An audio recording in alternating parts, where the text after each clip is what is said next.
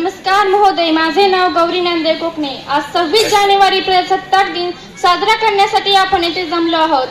आपल्या भारताच्या स्वातंत्र्याविषयी मी काही माहिती सांगणार आहे, ते तुम्ही शांत चित्ताने ऐकून घ्यावे अशी माझी नम्र विनंती। आपला भारत देश स्वतंत्र होण्यासाठी अनेक वीरांनी, अनेक नेत्यांनी आणि अनेक क्रांतिकारकांनी स्वतःचे प्राण पणाला लावले आणि त्यातील एक म्हणजे महात्मा ज्योतिबा फुले। ते शूद्र जातीचे असून सुद्धा त्यांनी अतिशूद्राला शिकवले आणि त्यांच्या या कार्यामुळे त्यांना महात्मा ही पदवी बहाल झाली। तुम्ही नसता तर ही चाकर समाज व्यवस्था झुकली असती का? तुम्ही नसता तर या स्त्रियांना ज्ञानदानाचे कार्य कोणी केले असते का? कोणी केलं असतं त्यांच्या जीवनातील अंधकार दूर? कोणी खुले केले असते त्यांच्यासाठी हे ज्ञानाचे द्वार? पीडितांचा दुःख हरता विद्येचा तो महान दाता, पीडितांचा दुःख हरता विद्येचा तो महान दाता। तहानलेल्यांचा तृप्त केला त्याने आत्मा, म्हणूनच त्यांचे नाव पडले महात्मा, म्हणूनच त्यांचे नाव पडले महात्मा। एका पुरुषाच्या यशामागे हा एका स्त्रीचा छत असतो, तशाच आमच्या सावित्रीबाई फुले।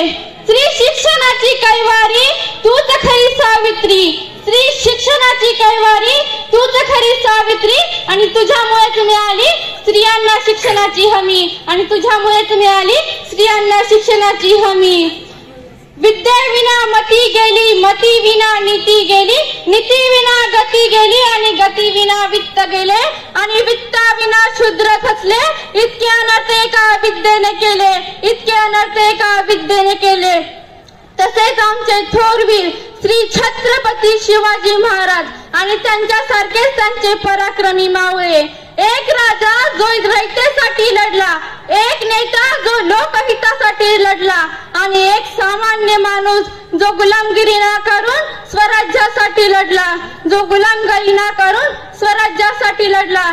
जिथे शिवभक्त उभे राहतात ना, तिथे हरवते भल्या भल्यांची मती, जिथे शिवभक्त उभे राहतात ना, तिथे हरवते भल्या भल्यांची मती। अरे मरणाची कोणाला भीती? आमच्या आदर्श राजा शिवछत्रपती, आमच्या आदर्श राजा शिवछत्रपती, त्यांच्यासारखे त्यांचे पराक्रमी मावळे, त्यातील एक म्हणजे तानाजी मालुसरे। आधी लग्न कोंढाण्याचंच होणार आणि मग आमच्या रायबाचं, आधी लग्न कोंढाण्याचंच होणार आणि मग आमच्या रायबाचं, असे होते आद्य मावळे छत्रपती शिवरायांचं, असे होते आद्य मावळे छत्रपती शिवरायांचं। राजे मी जिवंत असताना तुम्ही कोंढाण्याच्या स्वारीवर जाणार, राजे मी जिवंत असताना तुम्ही कोंढाण्याच्या स्वारीवर जाणार, वचन देतो हा तानाजी, आधी लग्न कोंढाण्याचंच होणार, आधी लग्न कोंढाण्याचंच होणार, असं म्हणून या मावळ्याने आपला पराक्रम गाजवला होता। एवढे बोलून मी माझे भाषण संपवते। धन्यवाद।